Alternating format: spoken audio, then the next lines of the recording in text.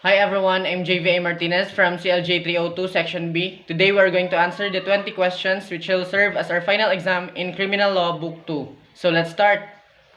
First question, what is misprision of treason? Under Article 116 of the Revised Penal Code, every person owing allegiance to the United States, the government of the Philippine Islands, without being a foreigner and having knowledge of the conspiracy against them, conceals or does not disclose and make known the same, as soon as possible, the governor or fiscal of the province, or the mayor of the fiscal or fiscal of the city in which he resides, as the case may be, shall be punished by the accessory of the crime treason. Second question, what is piracy as defined in the Presidential Decree number 532? Piracy, any attack upon or seizure of any vessel or taking away of the whole or part thereof on its cargo, equipment, or personal belongings of its complement or passengers, irrespective of the value thereof by means of violence against or intimidation of persons or force upon things, committed by any person including a passenger or the complement of said vessel in the Philippine waters shall be considered as piracy. The offender shall be considered as pirates and punished hereinafter provided. Third question, how is delay in the delivery of detained persons to the proper judicial authorities committed? Under Article 125 of the Revised Penal Code, delay in the delivery of detained persons to the proper judicial authorities, the penalties provided in the next preceding article shall be imposed to the public officer or employee shall detain any person for some legal grounds and shall fall to delivery such person to the proper judicial authorities within a period of 12 hours for crimes of offenses punishable by light penalties or the equivalent of 18 hours for crime of or offenses punishable by the correctional penalties, or their equivalent 36 hours for crimes or offenses punishable by afflictive capital penalties or their equivalent. Every case, the person detained shall be informed of the cause his detention and shall be allowed upon his request to communicate and confer at any with his attorney or conceal. Number 4.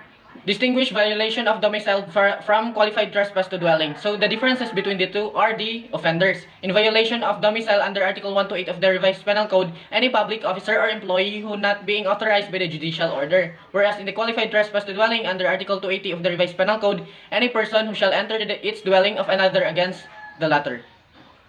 Number 6. How is codita committed? Under Article 134A of the Revised Penal Code, the crime of codita is a swift attack accompanied by violence, intimidation, threat, strategy, or stealth directed against duly constituted authorities or the Republic of the Philippines, or any military camp or installation, communications network, public utilities, or other facility needed for the exercise or continued possession of powers, singly or simultaneously carried out anywhere in the Philippines by any person belonging to the military or police or holding public offense of employment with or without civilian support or participation of the purpose of seizing or diminishing state power as amended by RA 6968.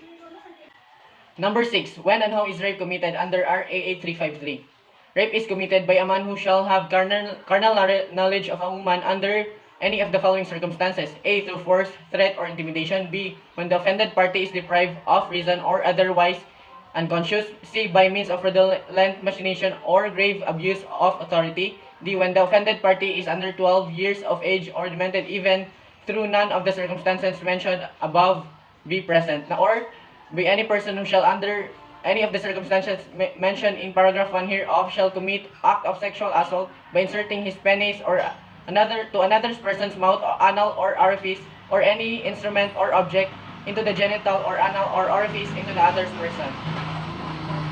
Number 7. What are the two types of robbery? The two types of robbery are robbery with violence against or intimidation of persons under Article 294 of the Revised Penal Code, and robbery with physical injuries committed on inhabited place and by a band or with the use of firearm on street, road, or alley under Article 295 of the Revised Penal Code.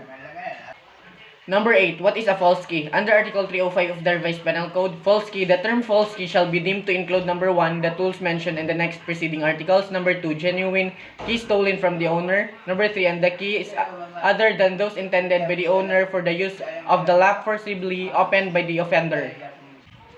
Number 9. How is theft committed? Under Article 308 of the Revised Penal Code, theft is committed by any person who with intent to gain but without violence against or intimidation of persons nor force upon things shall taken personal property of any without the latter's consent.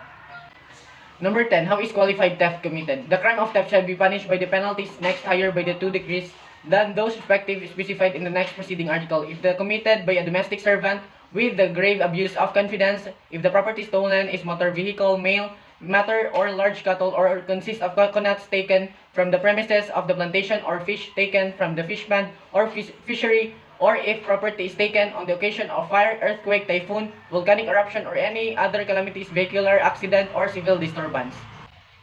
Number 11. What are the circumstances considered in prima facie evidence of arson?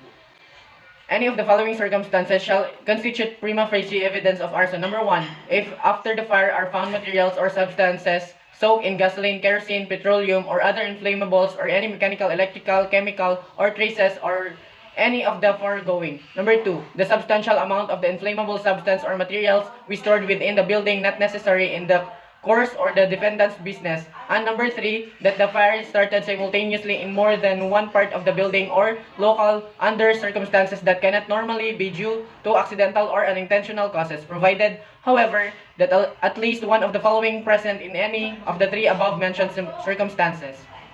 Number 12. What is malicious mischief? Under Article 327 of the Revised Penal Code, any person who shall deliberately cause the property of another by damage not falling within the terms of the next preceding chapter shall be guilty of malicious mischief. Number 13. What are the persons exempted from criminal liability? Under Article 332 of the Revised Penal Code, persons exempt from criminal liability, no criminal but only civil liability, shall result from the commission of the crime of theft, swindling, or malicious mischief committed or caused mutually by the following persons. First, spouses, ascendants, and descendants or relatives by affinity in the same line. Second, the widowed spouse with respect to the property which belong to the deceased spouse before the same shall have passed into the possession of another. And last, brothers and sisters and brother-in-law, sister-in-law, if living together. The exemption established by this article shall not be applicable to strangers participating in the commission of the crime. Number 14. How is adultery committed? Under Article 333 of the Revised Penal Code, adultery is committed by any married woman who shall have sexual intercourse with a man not her husband, and by the man who has carnal knowledge of her knowing to be married, even if the marriage be subsequently declared void. Number 15. How is concubinage committed? Under Article 334 of the Revised Penal Code, any husband who shall keep a mistress in the conjugal dwelling or shall have sexual intercourse under scandalous circumstances with a woman who is not his wife, or shall cohabit with her any other place shall be punished by the prison correctional in its minimum and medium periods. Number 16. How is qualified seduction committed? Under Article 333 of the Revised Penal Code, the seduction of a virgin over 12 years and under 18 years of age committed by any person in public authority, priest, home servant, domestic, guardian, teacher, or any person who in any capacity shall be entrusted with the education or custody of the woman seduced, shall punish by the prison correctional in its minimum and medium periods. The penalty next higher in the degree shall be imposed upon any person who shall seduce his sister, descendant, whether or not she be a virgin or over 18 years of age. Number 17. How is bigamy committed? Under Article 349 of the Revised Penal Code, the penalty of prison major shall be imposed upon any person who shall contract a second or subsequent marriage before the former marriage has been legally dissolved, or before the absent of spouse has been declared presumptively dead by means of a judgment rendered in the proper proceedings.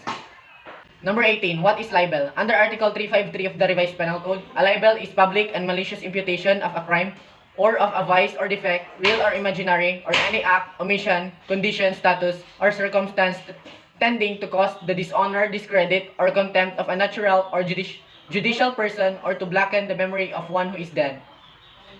Number 19. What is planting of evidence? Under paragraph CC, section 3 of Article 1 of RA 9165 and its penalty under section 29. Planting of evidence, the willful act by any person of malicious and surreptitiously inserting, placing, adding, or attaching directly or indirectly through overt or covert whatever quantity of any dangerous drug and or controlled precursor and essential chemical in the person, house, effects, or in the immediate vicinity of an innocent individual for the purpose of implicating, incriminating, or imputing the commission of any violation of this act.